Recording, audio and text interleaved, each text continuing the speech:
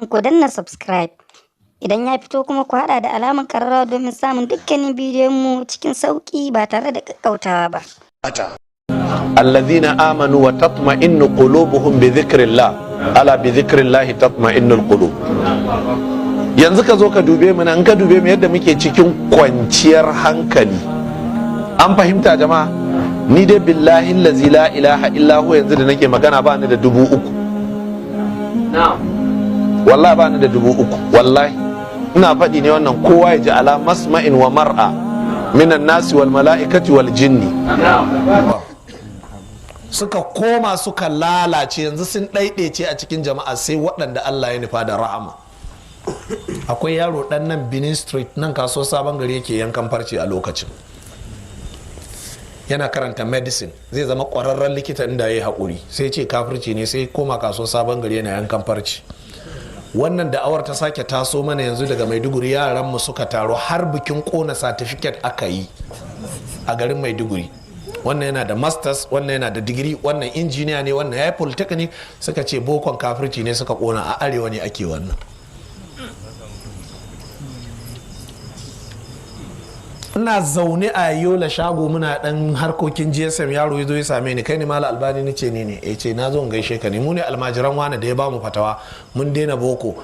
Na ce to yayi kyau, tun da babban malami ne ya baku fatawa. Sai shi kanshi sai dariya.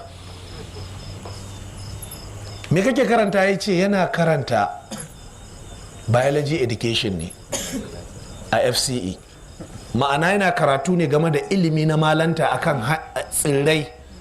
Sai na ce to kaga yanzu ka bari, yanzu ni kuma nan da ina nufin ni in na gama makaranta da kai da malaminka, ni kuma dinni ne malaminku, ni kuma na taho karatun boko, da ni kuma na gama zan je in kafa makaranta, da sai in ɗibo irinku, da kai zaka karanta mana da biology. Amma yanzu kai ka ban makaranta, yanzu na kafa makaranta dole in je in ɗauko Juliana, ita za ta karanta, don haka kaga manufar tawa sai ta crash kenan.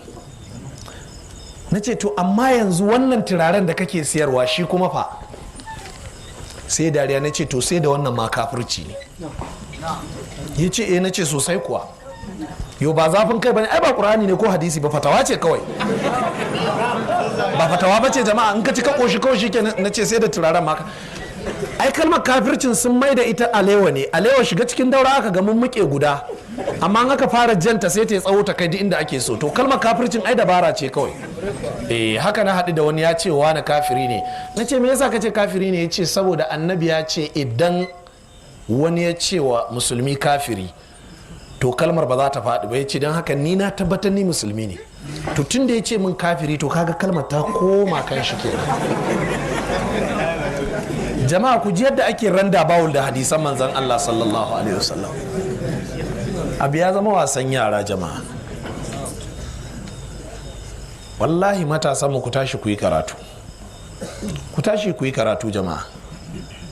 Idan ba ku yi karatu ba, wallahi kuna ji kuna gani kaskanci da wulakanci zai kai gare ku. Hukumar rarar man fetur wadda mai rago ya zama mata sakatare general tana ba da scholarship duk shekara, amma ka je ka ga scholarship tun da aka yi ta, kuma kun san yan arewa ne suke shugabancinta. Aka ba mai rago aka cire shi, aka zo aka ba wani anan Kaduna aka cire shi, yanzu dan Fataskum ne mutumin Yobe yake yi. Nan kullum za mu gani ana bikin baiwa mutane scholarship su je su yi karatu, amma cikin mutum 100 da wahala ka ga kwaya ɗaya dan arewa, saboda ana so sai ka ci wani makin. Wai sai su ce wai su sata ansa suke yi. Haba da Allah, dukkan su sata ansa suke yi, kai kuma kai ne mumini, kai kadai ka tsaya gaskiya kuma ake ka da kai. Ku tsaya ku yi wa kanku fada.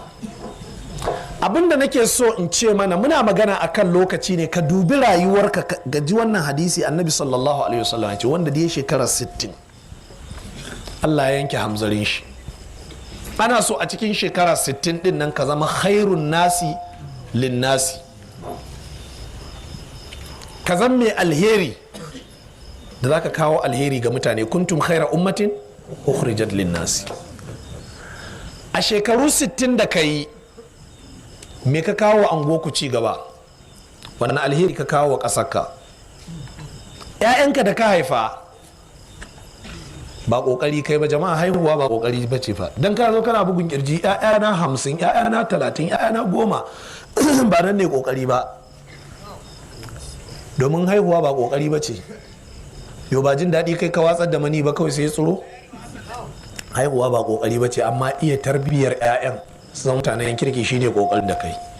To idan baka yi tarbiyyar su ba to haihuwar ta zama sharri, domin ka haifar wa mutane 'yan shalisho, ka haifar wa mutane 'yan iska waɗanda za su gallabe su. Yanzu dan Allah bari yi wata magana mai munasaba.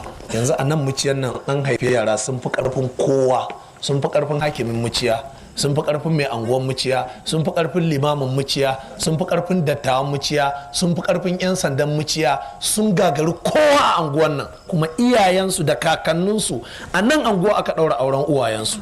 Da magariba ta za su rinka gudu da mashin nan, su make wannan tsohuwa, su kare wannan yaro, sun fi ƙarfin kowa. Ga 'yan sanda muna da su, amma yaran nan sun gagare su. Yanzu waɗannan 'ya'yan iyayensu alheri suka kawo muciya ko sharri?